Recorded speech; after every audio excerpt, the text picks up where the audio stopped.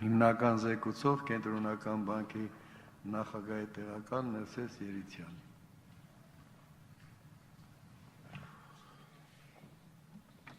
Շնորհակալություն մեծարգո ազգային ժողովի նախագահ, հարգելի պատգամավորներ։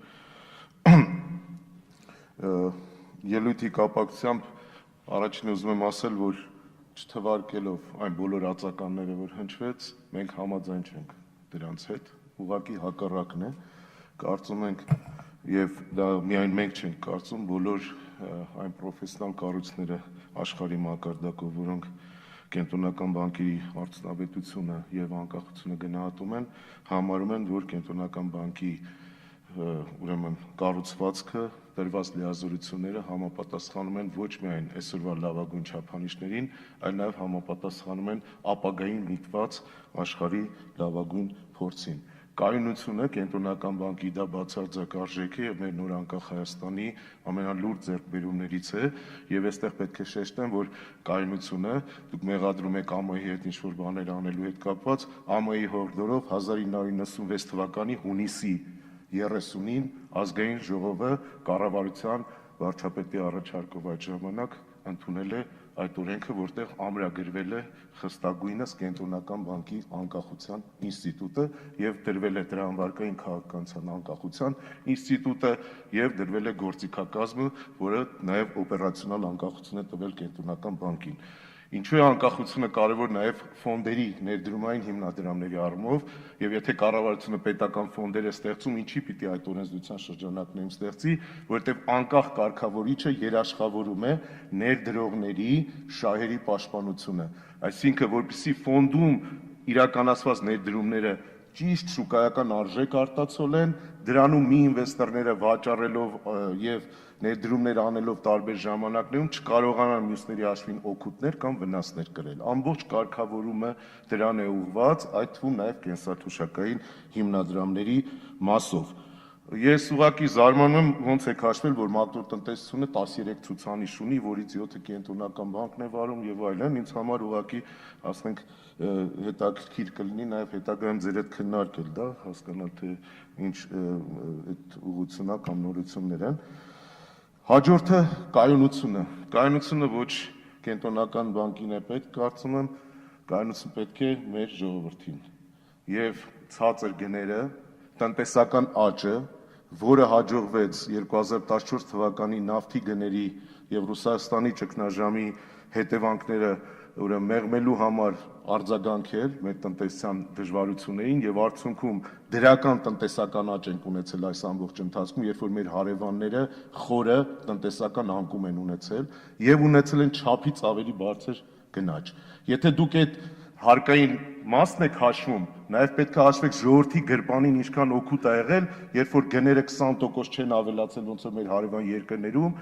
կուրսը չի այնպես տատանվել, որ մարդիկ չհասկանային ինչ է կատարվում, նաև ներդրողների համար, կայունությունը կարողացել ենք շատ արագ վերականգնել եւ շատ ցածր գներով, պետք է հաշվել մեր քաղաքացիների գրպանին ինչքան օգուտ ենք տվել կայունությամբ եւ աճով։ Բնականաբար գոհ չենք, բոլորն էլ ձգտում են, որ շատ ավելի ներդրումներ լինի, ավելի բարձր տնտեսական աճ լինի, բայց պետք է օբյեկտիվ լինենք, որ վաղը մյուս օրը ձեր ասածների համար կարող դուք պատասխան տաք, այդ դեպքում ինչ եք ասելու։ Նույն բաներն եք ինձ թվում է ասելու, այդ ժամանակ դժվար վիճակի մեջ եք լինելու, այդպես է թվում։ Հաջորդը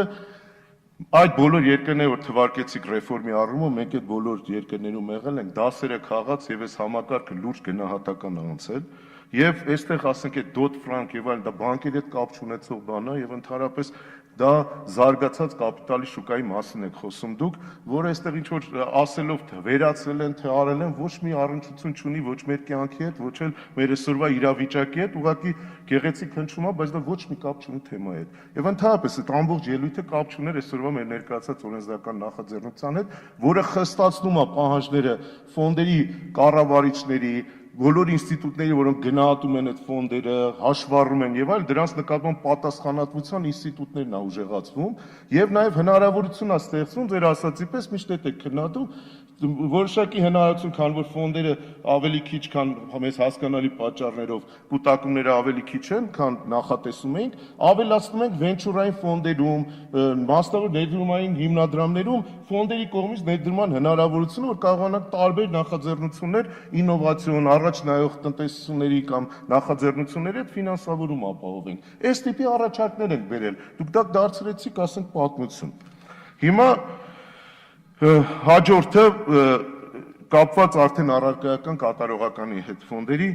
ուրեմն առաջինը ֆոնդերը ստեղծման պահից, երբ որ ստեղծվել են, ֆոնդում մի փայի արժեքը 1000 դրամ է եղել։ Այսօր այդ փայի արժեքը 1250 դրամից ավելի է։ Նշանակում է 25%-ով մեր փայի արժեքը ավելացել է, չնայած փոխարժեքի տատանումներին եւ որոշ առումով պետական արժեթղթերի տոկոսադրույքների տատանումներին կապված ռուսական ճգնաժամի հետ։ Այս պայծրությամբ ես տպել եմ իմ անձնական հաշվի քաղվածքը, HSBC բանկը ծառայություն է մատուցել, այս պայծրությամբ տարեկանացված իմ կատարողականը 13%-ից բարձր է։ Չկա ավանդ այսօր, որ 13% ձեզ երկարաժամկետ կապահովի։ Հաջորդը խոսքը չի գնում, սա մի քանի անգամ եղել է, այս արտիսոկտորում ասեմ, բայց մի քիչ երկար տեւ ուղղակի ինչ որ 40 տարվա ներդրման մասին խոսքը չի գնում։ Ընդհանրապես վերցրեք պորտֆելը հրապարակում ենք, տեսեք, որ այնտեղ կանխիկ էլ կա, մի տարվա թուղթ էլ կա, 20 տարվա թուղթ էլ կա, 15 տարվա, դա չի նշանակում 40 տարվա ներդրում են անում։ Դա նշանակում է 40 տարվա ընթացքում երկարաժամկետ կտրվածքով, երկարաժամկետ մտածելակերպով, այնպիսի ներդրում անես քաղաքացիների համար, որ իրանք ստանան շուկայի առավելագույն եկամտաբերությունը եւ ապահով լինի դա։ Դա չի նշանակում փողը տարել են 40 տարով դրել ենք այնտեղ։ 40-20 տարի հետո մարդը նոր թոշակի է անցնելու, բայց մինչև այդ իր միջոցները տարբեր ժամկետ անցած, սա պորտֆելի տեսություն է, այստեղ էլ պետք չի գիտություն հորինել, այդ գիտությունը կա ամբողջ աշխարհ դրանով կառավարում, այսինքն դուք նաև կասկածի տակ եք դնում ամբողջ աշխարհում գոյություն ունեցող պորտֆելի կառավարման այն գիտությունը արդեն էլի դա, այն գիտությունը, որը այսօր գոյություն ունի։ Մի խոսքով երկու միֆ էր, երբ որ մենք ռեֆորմը քննարկում էինք, առաջին միֆը հետևյալն էր, որը հիմա չկա, որ այս ֆոնդում ինչի ինձ լավ պիտի կառնա, տուն կառնեմ, տունս գիտե կբարձրանա ավելի արագ աճում, քան այդ ֆոնդը ինչ եկամուտ պետք է տա։ Բոլորս հիմա համոզված են, որ դա այդպես չի, որտեվ կարող է տուն առներ, տան գինը ընկներ։ Եվ երկրորդ չես էլ կարող վաճառես այդ տունը, իսկ այս վաղը թոշակի պետք է անցնես, ստիպված եթե այդ փողը քեզ պետք է, այդ տունը մի 50%-ով ցածր է իր վաճառելու այսօր եթե լիներ։ Այս ֆոնդը ապահովում է այն գինը, որ ունի, ինքը այդքան իրացվելիությամբ երբ ուզենաս կանխիկ անես, գնաս թոշակի։ Եվ այսօր այդ միֆը հույս ունեմ վերացած է։ Եվ երկրորդ միֆը դեպոզիտներից ավել, մենք 90 երկրների օրինակ ենք անել, 90 երկրներում էլ 100 տարվա կտրվածքով նայել ենք, որ այդ երկրում ներդրումային կամ պորտֆելի եկամտաբերությունը ցածր չի եղել, ուրեմն դեպոզիտից էական մի քանի անգամ բարձր է լինում դրանից։ Եվ այսօր էլ դա մի պահ է եղել, որ տոկոսները բարձրացան դեպոզիտների, այսօր այդ դեպոզիտները այն եկամտաբերություն տարեկանացած, որ ես ձեզ ասեցի, կամ 2 տարվա համար 25%-ից ավել, որ մեր փայի արժեքը աճել է, որ ես ասեցի, հնարավոր չէր դեպոզիտով նման եկամուտ ապահովել։ Սա էլ ակնհայտ այդ դեպքն է։ Ուրեմն մենք այս պայծրությամբ համակարգում ունենք 170,000 մարդ, որից մոտ 100,000 մասնակիցը դրանք մասնավոր հատվածի ներկայացուցիչներ են։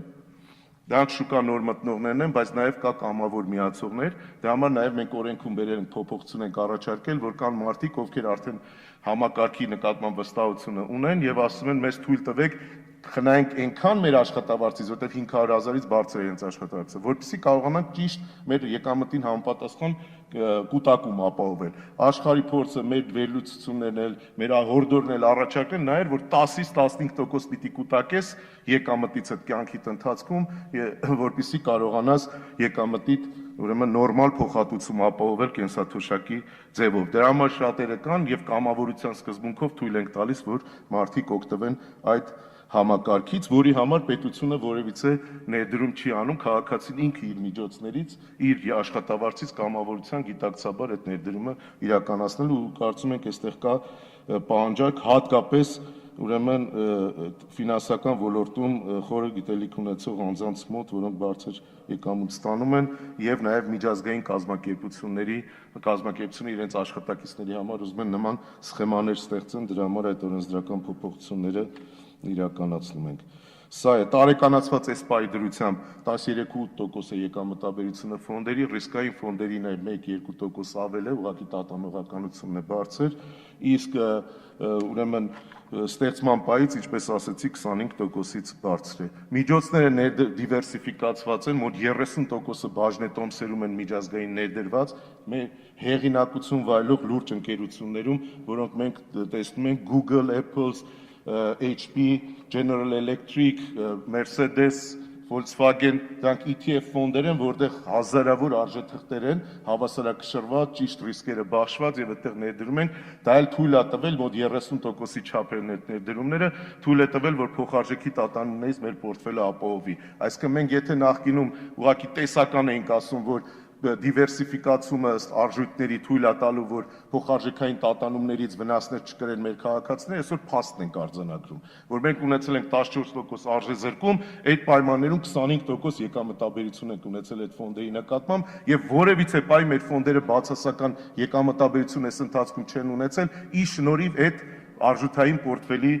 դիվերսիֆիկացիայի։ Սա փաստերի մասին եմ ես խոսում, տեսական բան արդեն չեմ ասում, կոնկրետ այսօրվա իրավիճակի, որը կարելի է հրապարակված նյութերը վերցնել, անալիզ անել, դրա հիման վրա նաև օպոնենտություն անել, եթե հնարավոր է դա մեզ կօգնի կարգավորումը, կառավարումը ել ավելի արդյունավետ դարձնելու։ Նաև ներդրումներ են արվել առաջնակարգ միջազգային կառույցները սկսել են դրամով արժեթղթեր թողարկել, հենց այս ֆոնդերի նպատակից ելնելով եւ բավականին ֆոնդերը ներդրումներ են արել։ Մենք արժեթղթավորման սխեմա փոքր միջին ձեռնարկությունների վարկավորման պորտֆելի արժեթղթավորման մի սխեմա ա եղել, որի 50%-ը Միացյալ Նահանգների կառավարությունը երաշխավորել է, այդտեղ էլ ֆոնդերը ներդրումներ ունեն, որով ցույց են տալիս այն ճանապարհը, որ գնում։ Մենք ֆոնդերի ներդրումային ընկերությունների մասին այս օրենքներում փոփոխություններ անելով, նաև ֆոնդերը կսկսեն ենթակառուցվածքների ձեր ասած մնացած բոլոր նախաձեռնությունների, որ այսօր բանի անշարժ գույքի ֆոնդի բանի տեսքով իրականացնում են, այդտեղ մասնակցությունները կարողանանք ապահովել։ Մնացած մասը, մի մասը ավանդներում է ներդրված, ընդ որում ֆոնդի անդամների համար, քանի որ ծավալը մեծ է, հիմնադրամները կառավարիչները կարող են ավելի բարձր դեպոզիտի տոկոս բանակցել, քան անհատը կկարողանա ինքը իր համար բանակցել։ Այսքանը։ Հարգելի պատգամավորներ,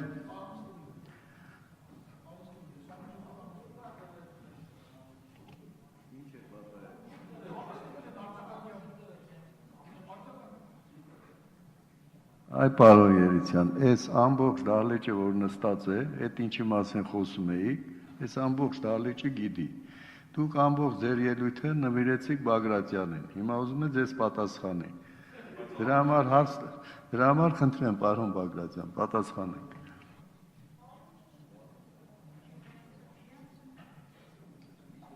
Չի բանալնում։ Հա, միացավ։ Ես իհարկե այսօր առիթ կունենամ հանդիպելու, սա իսկապես ամբողջավարության ոլորտից է այդպիսի բաներ պատասխանելը, վեր կենալ ասել հունիսի 30 օրենքը դուք եք բերել։ Այ մարդ, մենք խոսում ենք 2005-ից հետո կենտրոնական բանկում կատարվող փոփոխություններ, մենք չենք ասում կենտրոնական բանկը անկախ չպիտի լինի։ Երկրորդ, ասվում է թե ինչ-որ կայունություն ենք ապահովել 25% աճ, ձեզ ասվում է 25 թվին հայտարարվել է ռուբլի գոտի, դուք չեք շղթել դա։ Ինչ եք անելու դրանից հետո։ Երրորդ, ձեզ ասվում է չի լինի տնտեսությամբ գնալ ԵՏՄ ֆինանսական համակարգով, չգիտեմ որտեղ։ Վերկացեք նորմալ պատասխանեք ինձ։ Չորրորդ,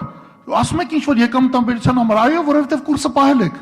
Հələ դու թողեք կուրսը շուկայական դառնա, այդքան պարտ չվեկալ ենք արտաքին փլվի, տես մի կոպեկ կլինի։ 5-րդ, մենք այսօր հպարտանում ենք, որ ապահովել ենք Volkswagen-ում բանը, շահութաբերություն, այ քեզ բան։ Դրա համար 0% տնտեսական աճով ենք փակել։ Այ քեզ բան։